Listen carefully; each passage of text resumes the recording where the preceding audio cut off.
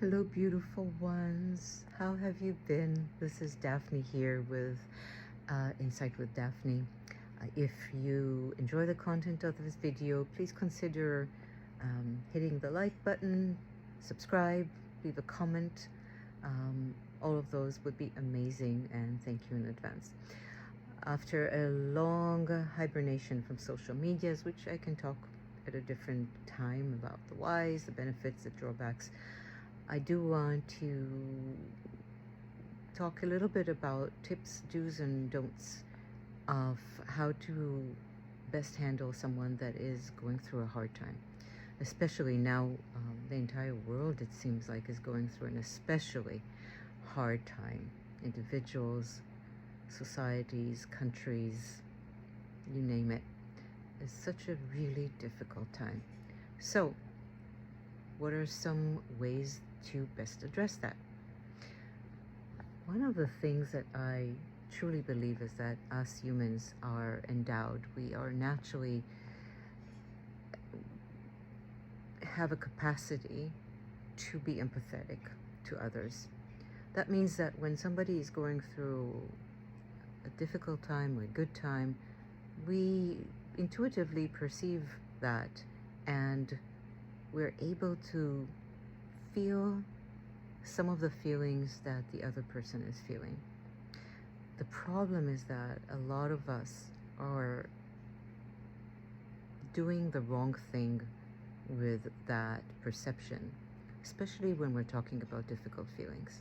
For example, a woman had a miscarriage. People perceive many times subconsciously her pain. And the problem is that a lot of us don't want to connect to the pain that it invokes inside of us. So well-intentioned as we are, we fall into the trap of, one, trying to solve the problem as if it can be done, or two, minimizing the problem. So what does that sound like? Jill says to you, I lost my baby, I had a miscarriage.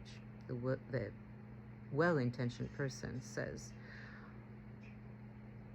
under one, trying to solve the problem, well, maybe you want to change your diet, or I know this really good doctor, you should call him, or why don't you join a support group? Does that ever help? Frankly, no.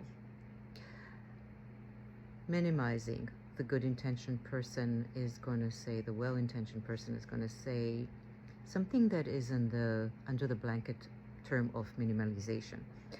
And that sounds like that. At least you have such a good husband, or the past is in the past, move on, or it's not so bad, it was just a fetus. Does that help? Gosh, no, it really doesn't. If anything, it makes it worse.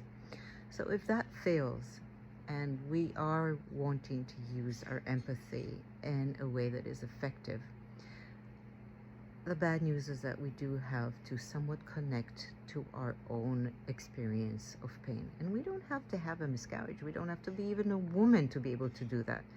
Why? Because we all know the feeling of loss. And it doesn't really matter if it's a loss of a fetus or an embryo or a baby, or if it's a loss of a loved one or a loss of any other type. So connect to that feeling of loss for just a second, knowing that you're safe and the pain you experience is going to be transient. And then say to Jill or the other person, that sounds so difficult. I can see that you are really going through a hard time. Or, I can't imagine what it's like to go through that. Please don't ever say, I completely understand what you're going through, because you don't. Nobody does. Even if you lost a baby in a miscarriage, you don't know what it's like to be in that situation the way that Jill is experiencing it. So avoid, I totally understand. And instead say, I can't imagine what it's like to go through that. I don't even know how you are able to work or carry on your everyday stuff. This sounds so hard. Thank you so much for telling me about this. And tell me how I can help. What can I do to maybe just try to help a little bit through this really, really, really difficult time? Does that help? It does. It creates a situation that Dan Siegel called feeling felt, and it transcends the experience of the other, not by solving their problem, not by telling them it's all going to be okay and what happened is not such a big deal. It by giving the other person a feeling that somebody gets them, that they are seen truly in their experience in an authentic way. Peace.